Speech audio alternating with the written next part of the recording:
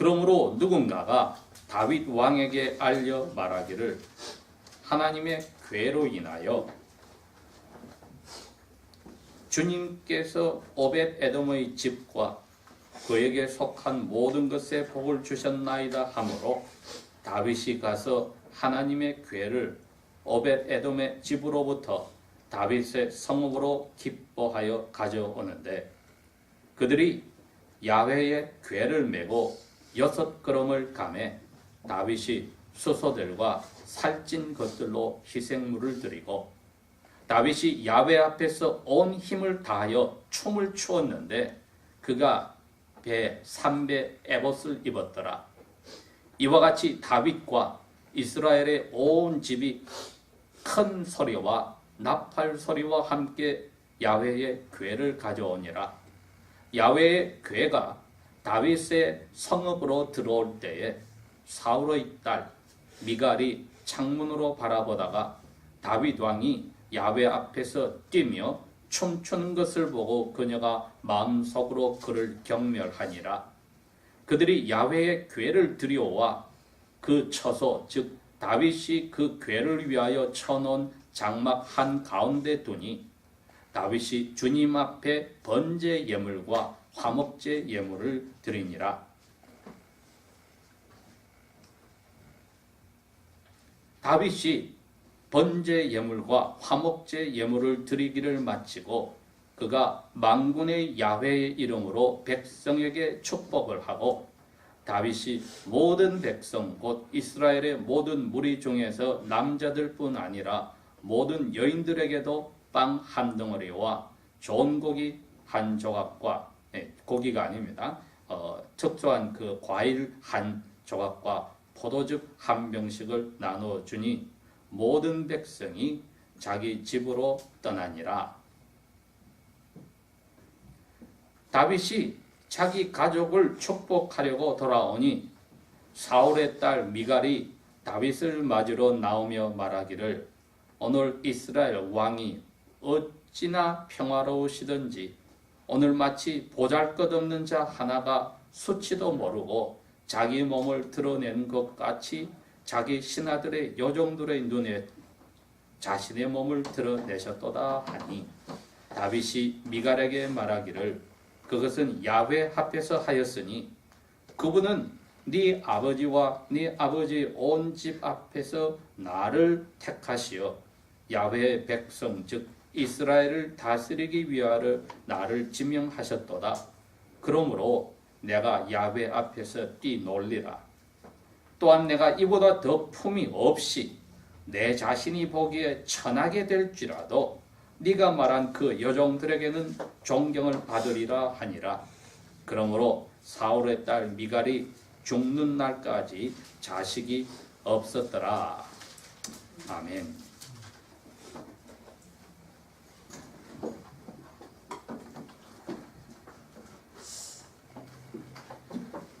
오늘 저희들이 읽은 이 사무엘하 6장에 있는 말씀은 자세히 보면은 그냥 어떤 사건이 일어나서 다윗 가정의 아내인 다윗 왕과 남편인 다윗 왕과 아내 미갈 사이에 문제가 있어서 아내가 아기를 가지지 못하였다 이렇게 될 것처럼 보입니다. 그렇지만 이것은 한 가정의 문제가 아니고 이 세상에 사람으로 태어났다면 모든 사람들에게 적용되는 원리를 가르칩니다. 그것은 다름이 아니라 우리 성경에서 말하듯이 첫 번 부부인 아담과 그의 아내는 자기 자신들이 한 몸이요 하나 되었다는 것에 이전에 자기 자신들을 만드신 하나님 관계에 초점이 가 있어야 했습니다. 그것이 다름 아닌 하나님과 자기들의 영혼이 서로 교통하여 하나되는 하나님을 알아가는 예배의 모습입니다. 성경에서 구약 성경에서 예배란 단어가 나올 때는 사람이 오체투지를 하였다. 두 손과 무릎과 이마를 땅에 대어서 야훼를 향해서 자기의 기쁨을 감사를 표시했다 했을 때 예배한다는 단어를 썼습니다. 그렇기 때문에 야훼께서 이 세상의 첫번 부부를 만들었을 때 그들은 왜 자기들이 이 세상에 만들어졌는지 이유를 알았습니다. 야훼께서 이 세상을 만들어서 자기들에게 선물로 주셨다. 그리고 이 만물들은 자기들처럼 영혼을 가지지 않았지만 야훼의 뜻에 따라 살아가기에 자기들도 야훼께서 야훼를 닮은 영혼을 선물로 주시고 육체를 선물로 주셔서 야훼와의 삶을 즐기는 것이 인생의 목적이라는 것을 알고 있었습니다. 그걸 시기 질투하는 것이 당연히 천사장으로 있다 타락한 사탄이었습니다. 사람들의 그 야훼께 대한 예배의 태도, 감사하고 기뻐하는 그 관계를 시기 질투하여서 망가뜨린 것이 사탄의 유혹이었습니다. 그리고 그 유혹을 아담의 아내가 받아들이고 아내가 유혹에 빠져서 죄를 지은 것을 알면서도 아담은 하나님과 감사하고 기뻐하는 관계 대신에 하나님보다도 관계가 덜한 아내에게 자기의 관계를 다 주어버리는 알면서도 죄를 짓는 무서운 일을 행하였습니다. 그러니 그때부터 사람이 왜 자기들이 만들어졌는지에 대한 목적을 상실한 삶이 시작이 되었습니다. 그러나 에덴 동산에서 쫓겨나고 보니 이분들이 가장 가슴속에 간절한 것이 바로 야훼를 향한 예배였기에 에덴 동산 동쪽으로 쫓겨났을 때에 그 동편 입구까지 와서 야훼 앞에 단을 쌓고 예배를 하여 야훼 이름을 불렀다고 했습니다. 그러니 이 세상에 사람으로 태어나서는 모든 사람들은 마음속에 자신이 알든 모르든 종교성을 가지고 신의 이름을 찾게 되어 있으니 하나님이 은혜를 주셔서 자신의 이름을 밝히기 전에는 다 거짓 신들을 섬기고 살았던 겁니다. 오늘날 이락 땅에 그 당시 갈대우르에 아브라함이라는 사람을 불러내어서 자기 아버지와 함께 거짓 신들을 섬기고 있었을 때 그들을 불러내어 야훼가 드디어 참된 신은 나밖에 없다는 것을 밝혀줌으로써 사람들에게 다시 한번 사람으로서 사는 기쁨과 감사를 표하게 했습니다. 물론 거짓 신들에게 하고 살았지만 이제는 참된 신에게 할 수 있도록 길을 열어주었으니 그때부터 그 아브라함의 후손들이 내려와서 약 300년 후에 모세 시대에는 참된 신이 그 후손들에게 내 이름이 야훼라고 가르쳐주면서 이제 예배하는 법을 하나의 나라의 국법으로 주었으니 그것이 오늘 저희들 예배 시작할 때 읽었던 10가지 말씀이었습니다.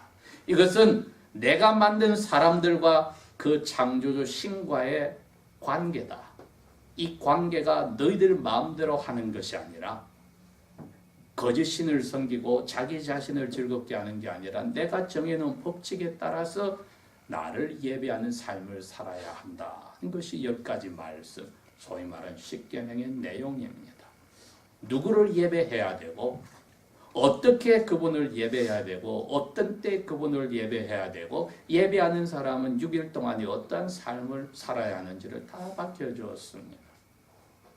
그러니 저희들이 이게 너무 커서 보이지 않는 것이 하나님과 사람과의 관계는 예배의 관계로 기쁨과 감사가 있는 마음의 자세라는 것 저희들이 잊어서는 안 됩니다. 오늘 저희들이 이 자리에 예배하러 왔기 때문에 내 기분이 좋고 내가 부족한 것을 채우고 하는데 초점이 가 있다면 예배자의 올바른 자세가 아닙니다. 더 잘못된 것은 이것이 일주일에 한 번씩 하는 문화 행사요, 종교 행사니까 내가 안 하면 기분이 찜찜하니까 와서 하겠다는 것은 더 하나님이 보시기에 불경스러운 죄를 짓는 것입니다. 그러니 그 모든 것들을 오늘 이 사무엘하 6장에서 다윗 왕과 그를 따르는 이스라엘 자손이 우리에게 잘 보여줍니다. 원리로서. 이게 원래 사람의 올바로 사는 모습이다. 그래서 다윗 왕이 자기 스스로가 별 볼 일 없는 양을 치는 목동의 자리에서 이스라엘 왕이 되는 어마어마한 자리로 신분이 급상승한 이유를 알기에 그 야훼께 감사와 기쁨을 표현하였습니다. 야훼는 이 세상의 다른 거짓 신들과 다르게 자신을 분명히 자기의 사랑하는 사람들에게 밝혀주셨는데 조건을 하나 붙였습니다. 나는 신이라 이 세상 전체 어디든지 다 가득 채우고 있으나 너희들이 쓰는 말로 너희들과 내가 대화하며 살기를 원한다. 그러나 너희들이 내가 지은 하늘에 올 수는 없고 내가 너희들에게 내려와서 대화를 하겠다. 그리하여 시작한 것이 언약궤라고 하는 자그마한 궤, 그 안에다가 내가 말한 것을 넣어놓고 그 뚜껑을 너희들이 만들 때에 그 뚜껑에 순금으로 만든 두 그룹 천사를 세워서 천사의 날개를 펴게 하여라. 그 뚜껑에 천사 둘이 날개를 서로 맞닿은 그 공간이 생길 때에 그 공간 속에서 내가 너희들과 이야기를 하겠다고 밝혔습니다. 그렇기 때문에 전 세계를 만드시고 세계 위에 하늘에 자기의 거처하는 데를 만들어 놓으신 야훼께서 이 세상 수많은 사람들이 다 거짓 신을 섬기고 자기들이 고안한 대로 신을 섬기고 예배한다고 할 때에 아브라함의 후손들에게 많은 참신은 나 하나뿐이고 나의 이름은 야훼이고 내가 너희들과 대화하는 너희들에게 예배의 길을 열어주겠으니 언약궤를 만들어서 내가 그 언약궤 위에 있는 그룹들의 날개 아래서 너희와 함께 살고 이야기하겠다는 것을 지키라고 하였습니다. 지금 다윗 왕이 바로 그 야훼의 말씀하신 것을 기억하였기 때문에 자기가 세운 다윗의 성읍에 텐트를 쳐놓고 야훼 명령에 따라 야훼를 예배하고 싶은데 두려움이 생겨서 그렇게 하지 못했습니다. 왜냐하면 처음에 그렇게 야훼 궤를 가지고 와서 야훼께서 약속하신 그 장소에서 야훼와 예배를 하고 대화를 하기를 원했는데 오는 길 가운데에 덜컹하고 야훼의 궤를 실었던 수레가 움직였을 때 옆에 있는 사람 두 사람이 야훼의 수레를 붙잡으려고 하다가 야훼의 화를 당하여 즉사하는 사건이 생겼습니다. 그래서 12장 앞부분에 보면 6장 앞부분에 나옵니다. 다윗이 화가 나고 두려워서 야훼의 궤를 그 세워진 것 근방에 오벳 에돔이란 사람 집에 두어버렸다. 그랬더니 야훼의 궤를 자기 집에 모시게 된 오벳 에돔 그 사람의 집에 3개월 동안 하나님이 큰 복을 주셨다고 되어 있었습니다. 여러분, 이게 이 세상 모든 사람들에게 있어야 될 복입니다. 아담과 그의 아내가 죄를 짓기 전에 누려야 될 복이 이겁니다. 야훼와 같이 즐겁게 감사하며 사는 것보다도 사람의 더 기쁨이 없습니다. 여러분, 이 나이 젊은 사람이나 결혼하여 지긋하게 나이 든 사람이나 원리적으로 결혼이 그겁니다. 따라져서 하루 몇 시간 데이트하고 사는 것으로 양이 차지 않는다. 그겁니다. 그러니 하루 24시간 1년 365일 같이 붙어 살자 하고 하는 게 결혼입니다. 이게. 데이트는 몇 시간으로 양이 안 차. 물론 결혼하고 보니까 실망이 되니까 어떤 때 떨어지고 싶어서 나만의 공간을 달라 이런 사치스러운 이야기를 하는데 하나님과 사람 사이가 그 결혼 관계보다도 더 가까운 사이입니다. 사람은 감사와 기쁨을 하나님에게 표현을 합니다. 부부 사이는 서로가 서로에게 감사, 기쁨을 표현하는 것이 하나님의 뜻입니다. 왜? 하나님께 감사, 기쁨을 표현하는 남녀가 서로 만나서 결혼할 때는 그 원리를 그대로 적용해서 서로에게 감사, 기쁨을 표현하니 그런 부부는 결혼 전이든 결혼 후든 두 사람의 관계가 더 깊어질지언정 아내가 남편이 이제 내 원수라고 하고 비웃고 깔보고 뒤에서 놀리고 어떻게 하든 자기 시간을 자기 공간을 따로 마련하고 발버둥 치는 어리석은 일은 없어야 되는 겁니다. 자, 이것이야말로 다윗 왕이 오늘 일으킨 이 사건 속에서 저희들이 배우는 원리입니다. 나는 야훼를 공경하면서도 예배하는가? 이건 부부 사이에서 내가 하는 것을 보면은 내가 야훼의 관계가 어떤지 그게 드러나는 표시입니다. 내 믿음이 제대로 됐는지 안 됐는지가 내 삶 속에서 언행 심사가 어떤지는 내가 영원히 야훼를 두려워하고 예배하는가가 달려 있는 겁니다. 그것의 열매들이 나의 모든 삶의 다른 관계에서 그게 무형과의 관계든지 유형적인 사람과나 다른과의 관계든지 그대로 열매로 드러나는 것입니다. 다윗 왕이 오벳 에돔의 집에 야훼께서 그 궤를 두신 그 장소에 계시면서 모든 것에 복을 주셨다는 말을 듣고 자기도 다시 기쁨과 감사의 마음을 일으켜서 두려움 그것으로 화를 내는 것 대신에 기쁨과 감사의 마음을 일으켜서 야훼의 궤를 즉 야훼께서 다윗 왕과 이스라엘 자손과 이야기할 수 있는 그 공간으로 모시려고 하였다고 했습니다. 그러니 당연히 기쁨과 감사의 표시가 무엇이었느냐? 오늘 여기에 그렇게 되어 있습니다. 다윗 자신은 삼배로 된 흰 이밧을 입었다. 그것은 그 당시에 야훼께서 정해준 제사장들이 입는 옷입니다. 그것을 입었다. 왕복을 입지 않았다고 했습니다. 야훼 앞에서 자기는 기름 부음을 받은 야훼만을 위해 사는 사람, 그것이 제사장입니다. 야훼를 위해서 나는 사는 사람이지 이스라엘의 왕으로서 내가 의시되고 무엇인 척 하는 게 없다는 표시입니다. 그리고 야훼 앞에서 자기 마음이 어린애가 엄마 아빠를 당분간 보지 못하다가 만나서 기뻐서 엄마 아빠 뛰어서 매달리는 것 같이 야훼 궤 앞에서 춤을 추었다.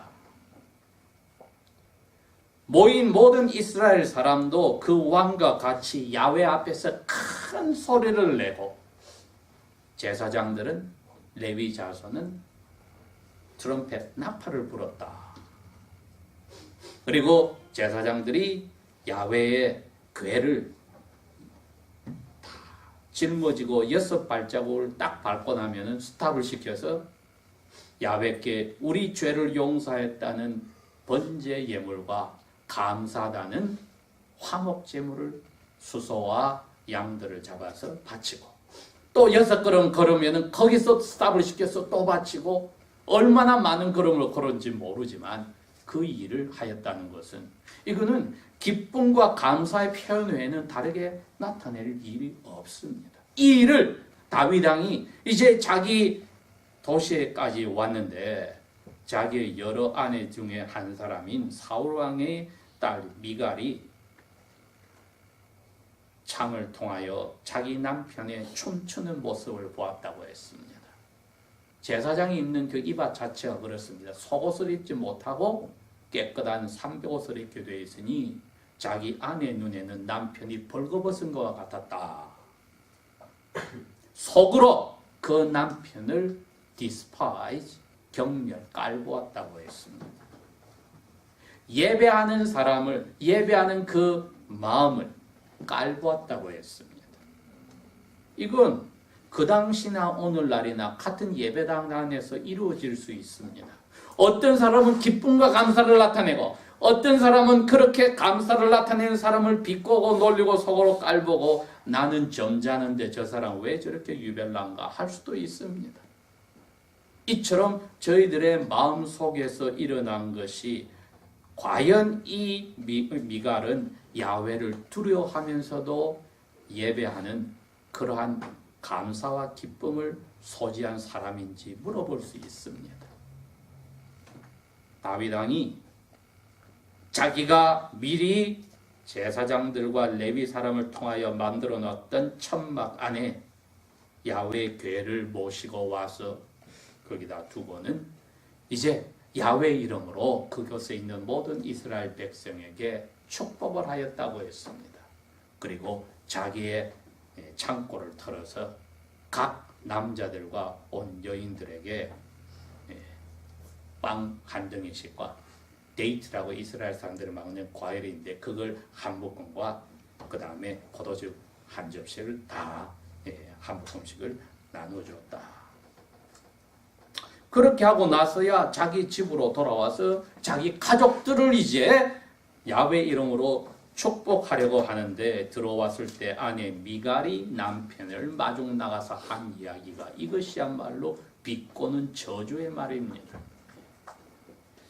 이스라엘의 왕이 대낮에 벌거벗고 천한 여종들 앞에서까지 깔봄을 당하게 그 무슨 창피한 일을 했습니까?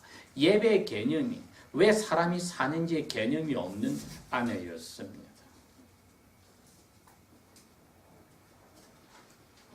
다윗 왕이 대답을 합니다.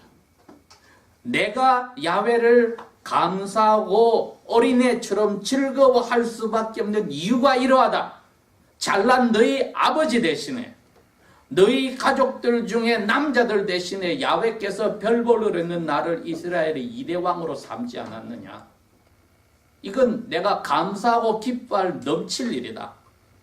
너가 깔보았던 그 천한 여종들은 내가 내 자신을 더 낮추어서 야훼 앞에 기쁨과 감사를 표현할지라도 그 사람들은 나를 인정할 거야 하고 자기 자신의 예배자의 자세와 마음을 다 표현하였기 때문에 당연히 사무엘하 기자는 마지막에 썼습니다.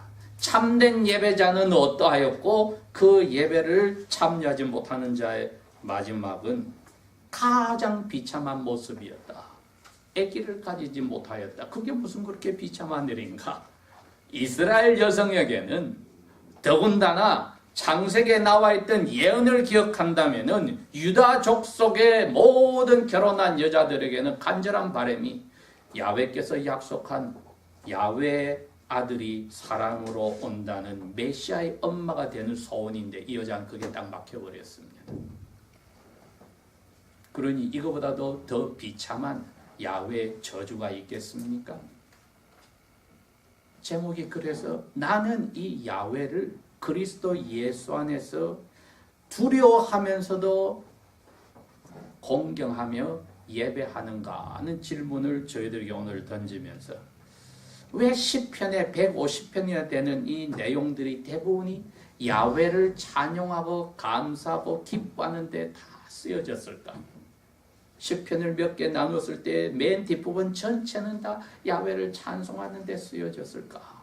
이것은 그냥 써놓은 것이 아니라 하나님께 은혜를 받은 우리 자녀들이 그것이 죄짓기 전에 본연의 자세이기에 우리에게 그 하나님의 아들, 딸로 살라고 말 못하는 짐승들이나 무생물보다도 더 아름다운 하나님의 자녀가 그 아버지의 창조주의 뜻대로 살아가라고 보여주신 모습입니다.